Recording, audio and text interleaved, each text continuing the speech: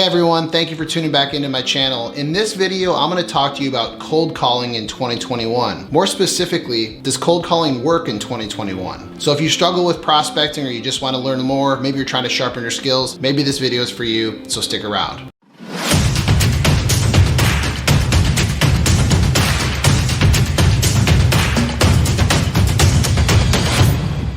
So let's jump right into it.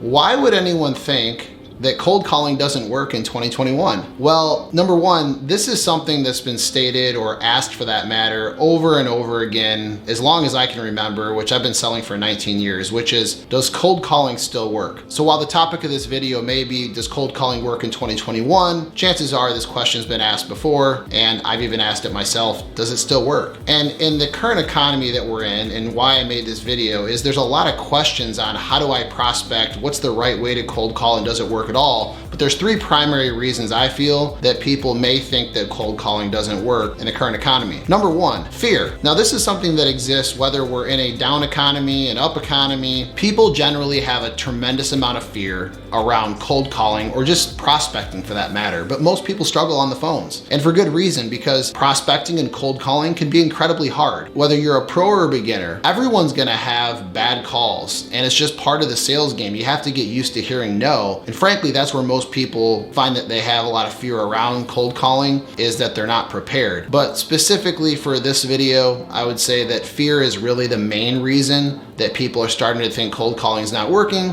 but there are a few other ones. The second one would be the actual pandemic itself. The pandemic obviously changed a lot for many, many businesses. Airlines and hospitality businesses get absolutely destroyed and in some cases decimated to the point that they're not gonna come back. But a lot of those bigger enterprises will return to business and already have returned, and they're on their way to recovering. But the fact of the matter is that COVID-19 did have an impact on a lot of businesses, so generally salespeople like to make excuses and think that, well, now that we're in a pandemic, I probably shouldn't cold call because people are more sensitive, there's been a lot of bad stuff just happening in general, and maybe I should just take it easy and send emails instead. That's a better way to get a hold of people. So the third reason is that people are largely working from home now. So we had a pandemic and everybody had to go remote. And so for most people, if you were calling businesses and prospects in a business from a dialer or in your CRM, wherever your lead list is for that matter, if you didn't have cell phone numbers, and you're now calling a desk line, and that person or that company does not have some type of technology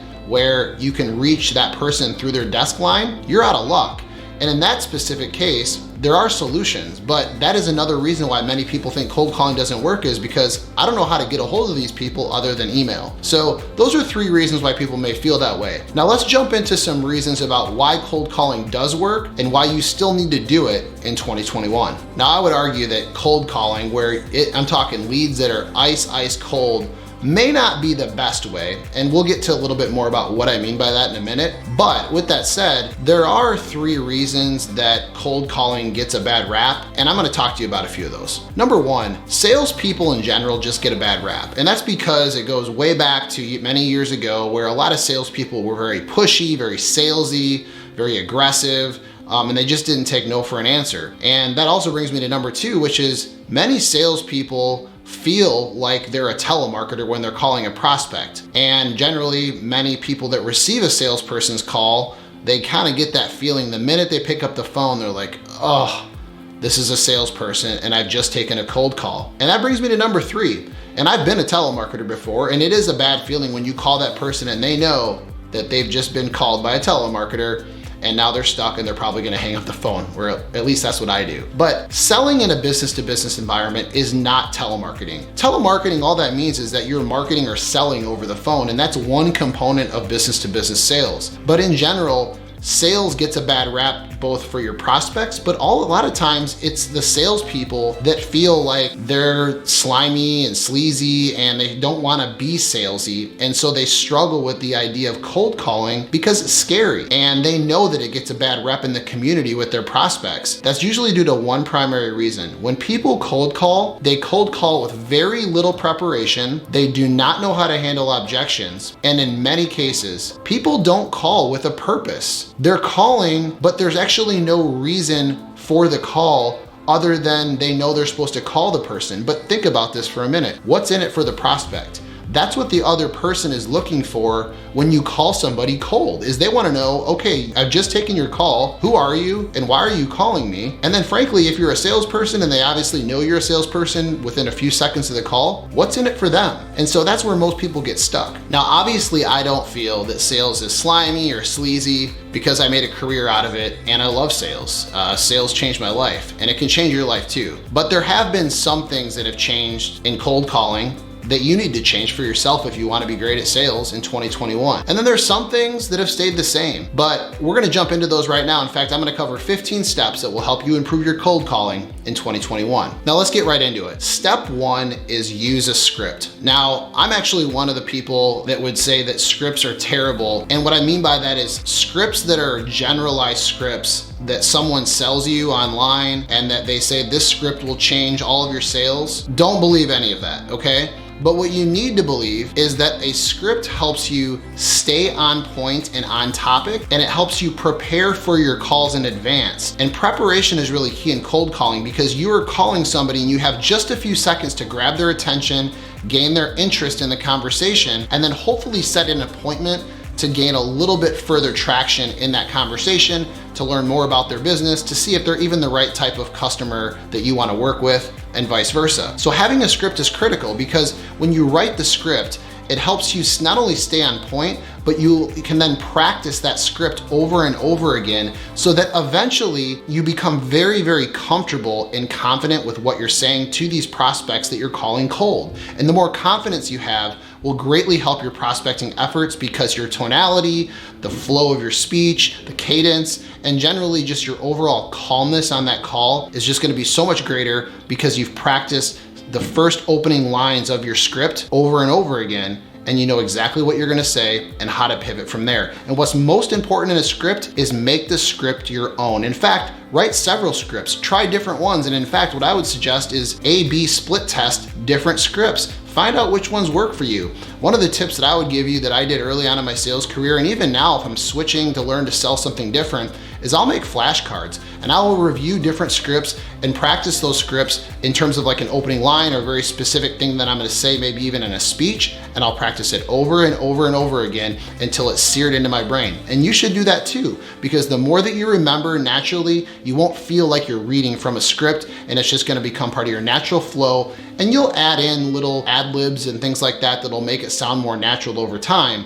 But it is very natural at the beginning to feel like you're reading from a script, which is all the more reason to not only have a script and to practice a script. Now, the second thing you can do to greatly improve your odds and success in cold calling is practice your objection handling in advance. If I had to say there's one thing that holds most salespeople back is their ability to handle objections. You get an objection, what do you say? What do you respond with? How do you get past that objection to keep the conversation going and advance the sale? No matter what part of the sales process you're in, you need to learn how to handle objections. And the best way to handle objections is make more calls so that you run into more objections. And number one, you build a callus to those objections so you don't feel as much fear, because you get used to hearing no more often. You build up a callus and it just doesn't feel as bad in general. You just get used to it and overall it becomes not that big of a deal. But as you get these objections from your prospects and customers, what's critical is that you write down the objections. Because what you often will hear salespeople say is, well, there's nothing in my territory stinks, nobody's buying, COVID ruined everything, and now there's no money being spent in my specific sector or my territory,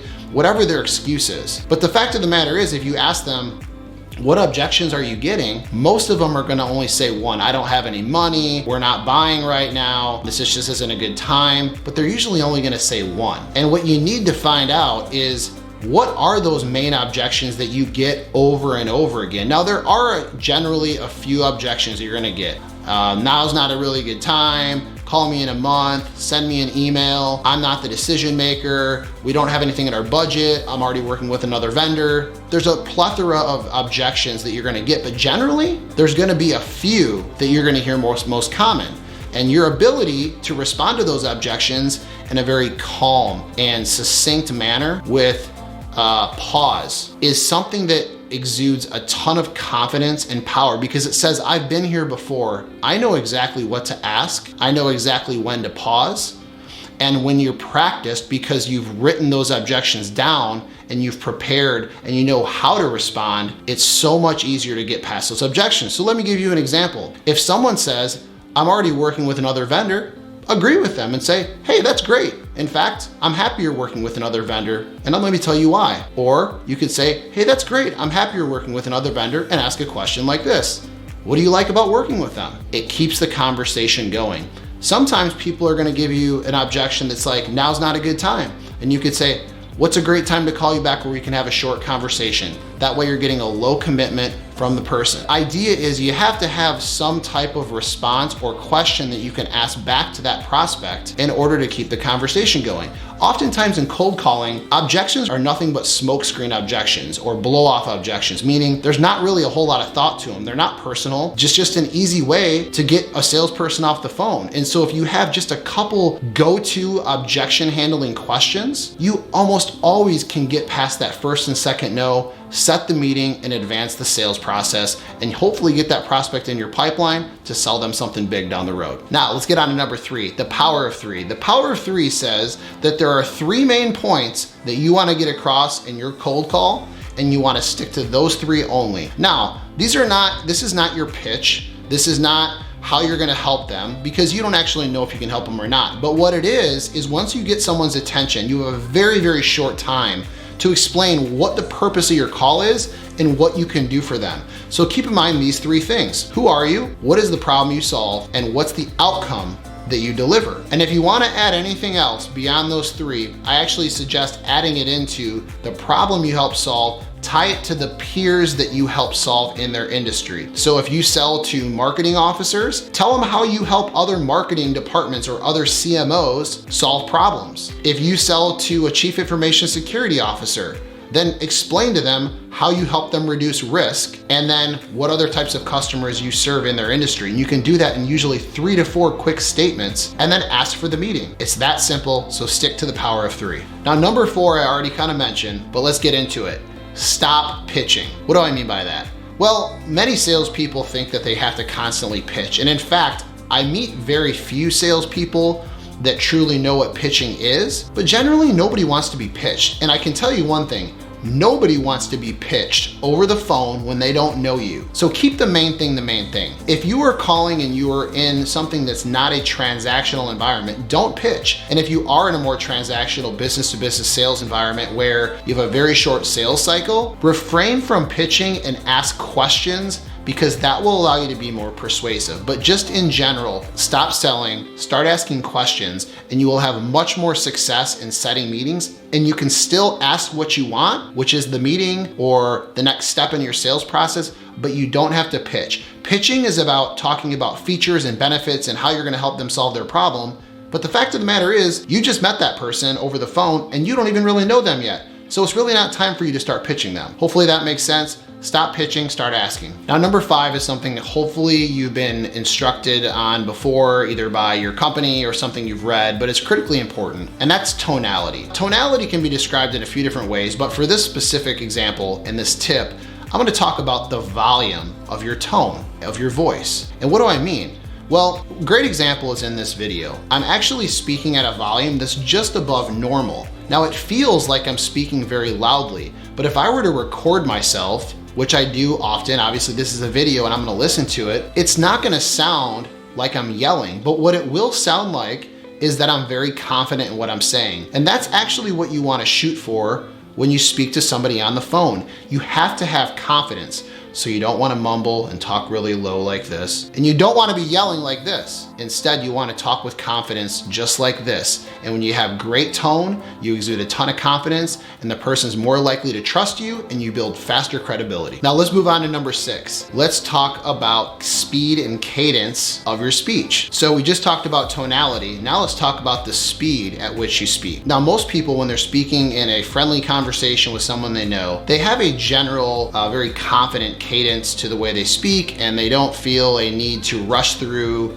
everything they're saying, but they also don't speak very slowly and robotic like this. But this is another reason why you need to practice, is because you need to know what you sound like. But one of the things that I've noticed is that most salespeople either fall into column A or column B. Column A is you speak way too slow because you're not very confident. And column B is you speak really, really fast because you're really, really nervous and you don't really know how you're gonna say what you're gonna say. And so then you're reading through your script and you need to take a breath. I've been there mostly in column B, speaking way too fast. So maybe you don't fall in either one of those buckets, but if you do, an easy way to overcome this is speak in a very natural, smooth tone with good tone, and then pause. And then ask another question, or finish the rest of your sentence. Generally though, when you take a nice, comfortable pause and you're speaking, there's another really, really big advantage to doing this. It slows down your heart rate and it actually makes the prospect more calm. It's something that's incredibly hard for most salespeople to do, which is to stay calm and pause. But when you do that, you gotta remember, you just called somebody out of the blue, you've interrupted them. And so now their heart rate is probably racing, they might be a little frustrated, they're annoyed, so you need to calm them down. And the way you do that is by speaking with a strong, confident tone, not yelling, not whispering, but one that is calm, cool, collected, and has some pause. So remember that when you're focusing on your cadence, speak at a natural speed, use pauses, and calm down yourself and calm down the prospect.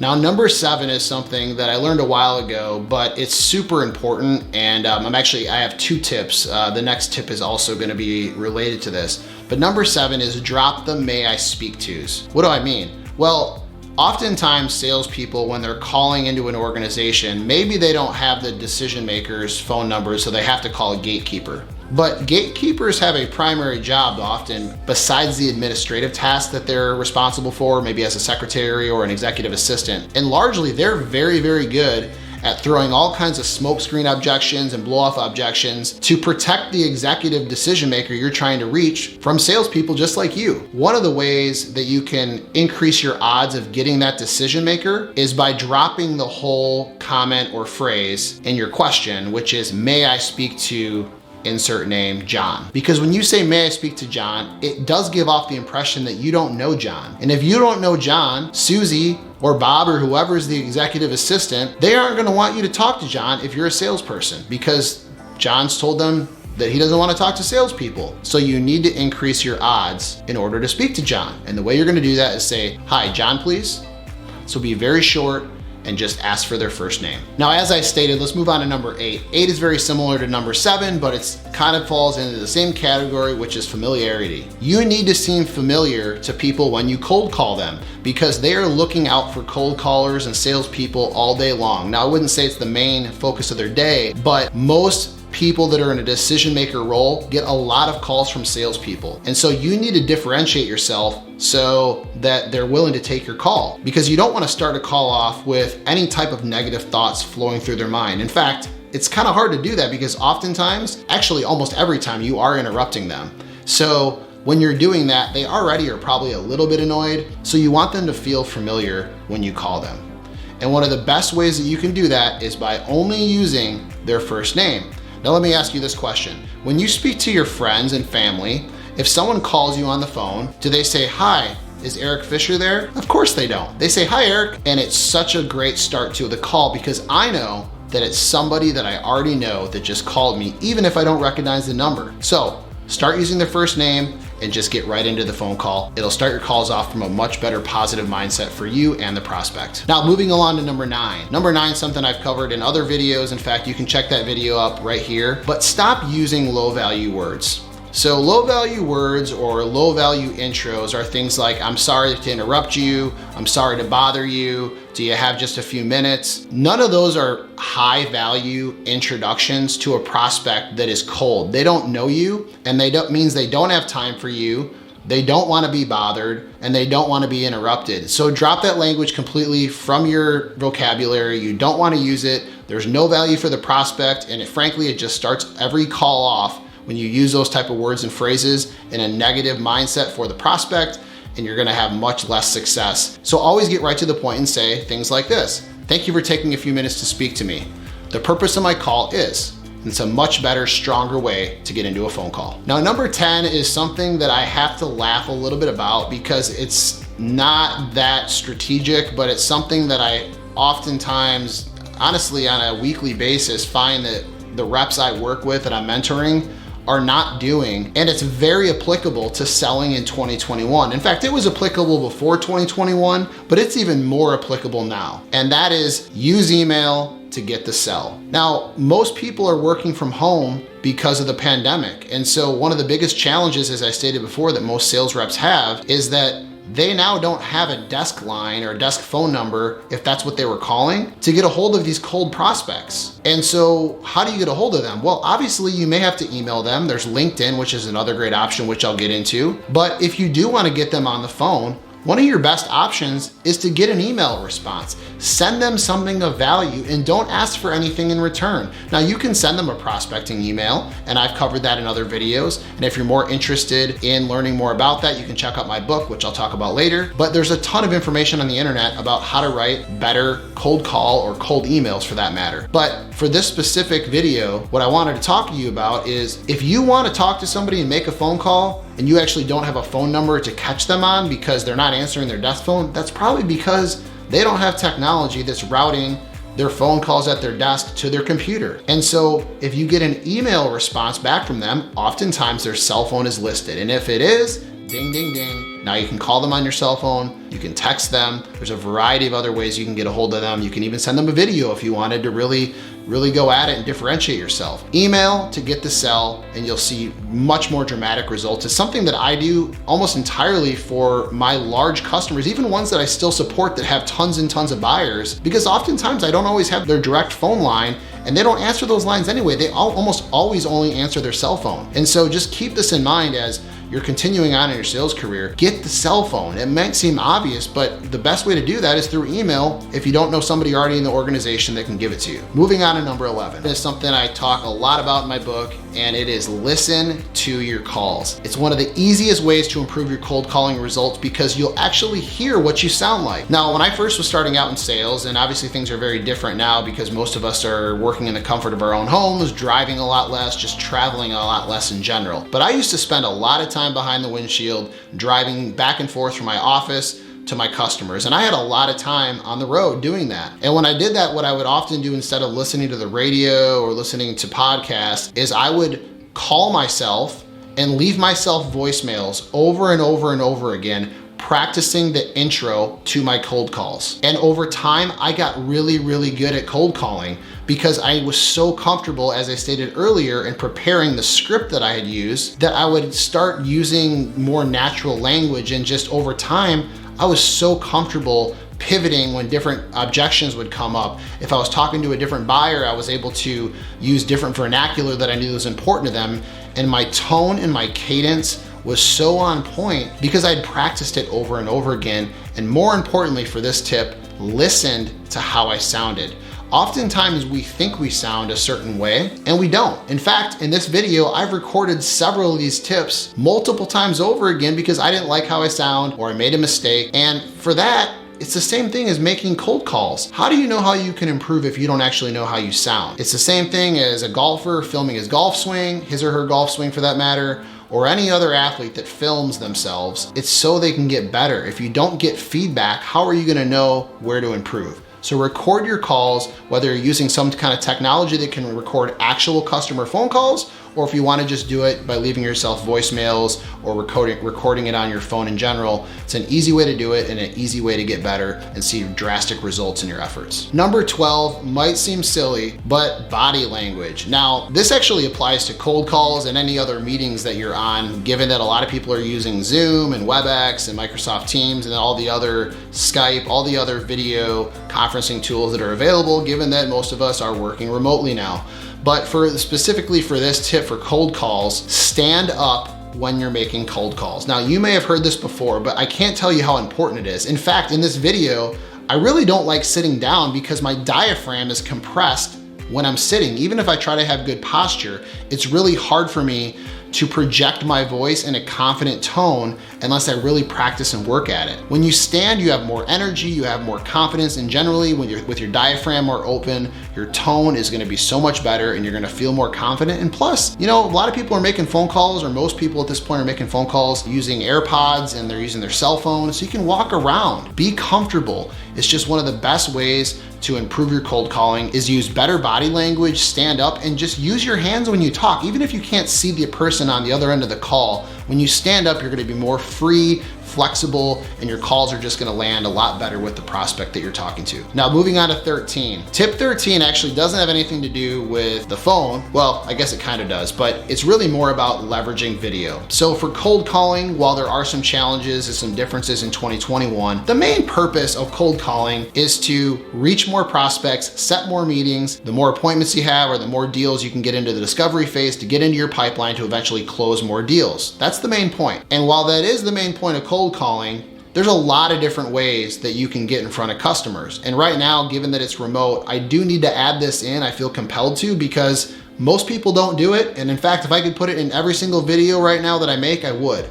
And that is use video, both on your cell phone if you have someone's cell phone number, and also use it on LinkedIn. There is a ton of information out there right now from a variety of sales trainers, but simply an easy way to do this is send someone a connection request on LinkedIn. This seems to work really well for me and many others. Once you've sent them a LinkedIn connection that has no specific message, then you can send them an email if you have their email address. Again, there's a variety of things I've covered in other videos on ways to get their email address if you don't have it, but you send them an email. Maybe it's something specific about their company. Maybe it's an article that you like. And then when you come back to them, send them a video message on LinkedIn, and you do that on your phone, and I'll show you exactly how you do that right here. Okay. So I am in my LinkedIn mobile app. In order to send someone a video LinkedIn message, you first have to send them a connection request and they have to accept it. Once they've accepted the connection request, then you can go in and type in their name. In this case, I'm gonna use my brother because I'm already connected with him and it's easy to use. So there he is. Then I'm going to click on message. And then in the bottom left-hand corner of your screen, there's a little plus sign. You're gonna hit that plus sign, and then you're going to click video, which is on the far right of these options. You click video, flip the camera around, and then you will hit record. And then you will start recording your video, and then end the recording. And then you hit the bottom right hand corner, there's a little arrow, and it will send the video.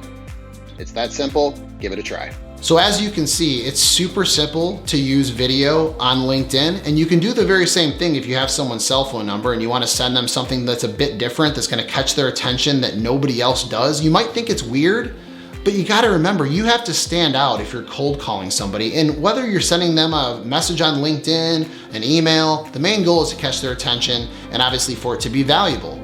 So send videos to your prospects as part of your cold calling process and watch your results skyrocket. I promise you this works so incredibly well. Just remember, make your videos personalized and very, very short, typically anywhere from 15 to 30 seconds, and talk about the prospect, not about yourself, and then eventually try to move that conversation offline or into an actual phone call when you can. Now, number 14 is something that's incredibly important that I don't know if I ever realized what it was that I was feeling, but over time I started realizing that it was the tension you felt on a cold call, and my ability to move beyond that tension point was what created success. Now, you might define tension as an objection. You might find tension in a cold call where the prospect didn't respond to your question immediately. It might be that there was a lot of questions that the prospect was asking you. Maybe it's their overall demeanor seems a bit negative. Maybe they're a little grumpy and grouchy. Whatever it may be, every one of us feels tension, if there is tension, with another person we're speaking to. One of the most effective ways to improve your cold calling is when you start feeling tension, it's pay attention to that tension. And when you do feel it, ask the next question, ask the second question, and move past that tension point, and your results in cold calling will skyrocket. Where most people get stuck is they start feeling that tension, usually in the form of an objection, but that tension point, they can't move past it. They don't know what to say because they didn't do some of the things that we talked about earlier, which was preparing, listening to their phone calls, preparing for objections, writing down a script, and so they don't know what to say. And so when someone feels like they're being kind of hard on you on the phone and they're asking you questions that maybe you weren't prepared to answer, or maybe they're objecting and saying, I already work with another vendor, or I've heard bad things about your company, I'm not interested in meeting with you. That's a tense point in a call. What do you say? If you don't know what to say, then how are you gonna move past that tension point? but you have to strive to find that tension point and identify it and then move past it. If you can do that, you will have great success in cold calling, but it's the ability to move past the tension. So 2 tips here: identify the tension and then move past it. And number 15 is one that is probably the most important beyond taking action and doing all the other things I stated in this video. It's the thing that I think most salespeople struggle with beyond actually making the call. It's embracing silence. I've made thousands and thousands of cold calls myself, and I've messed plenty of them up badly. Oftentimes when I have my best sales calls, it's when I embrace silence and pause. You see, people need time to process information, and too often in a sales prospecting call, or a cold call for that matter, we are in too much of a rush to throw up everything we need to say or want to say to the prospect that we prepared for, and we're not actually listening. But the neuroscience research actually shows that what comes out of a prospect's mouth isn't always what they're thinking.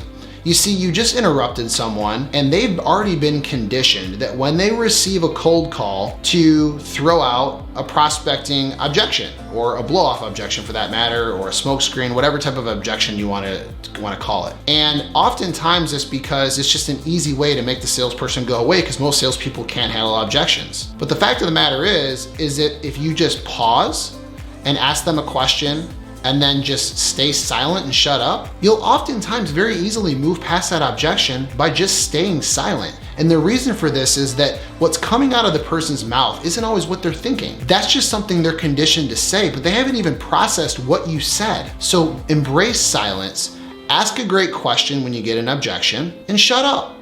Let the person digest and process what you just said, what you just asked, and then let them respond and truly listen and engage in a natural conversation. It's one of the easiest ways and most successful ways to just have better cold calling prospecting conversations in general, is just shut up. Ask the question and be quiet and listen, and let the person process what you just said so they actually can respond with something of value back to you, so you have something to work with. So remember that on your next cold call. Now, I hope this video was helpful for you. If you're looking to improve your sales prospecting, your cold calling, your cold email writing, you want to learn a little bit more about human behavior and psychology and the way the human brain works in sales, I actually wrote a book called The Intelligence Factor. If you want to check out this book, it's on Amazon. I also have an audiobook available. I'll link it in the description box below. But this entire book is focused on B2B sales prospecting, modern day techniques for modern day buyers, all things that I apply today as a salesperson selling to enterprise customers in the pandemic. Now, if you found this video helpful, be sure to like, comment, share, and subscribe, because it helps out the channel. It helps me make more videos, and we'll see you on the next one. Thank you for watching.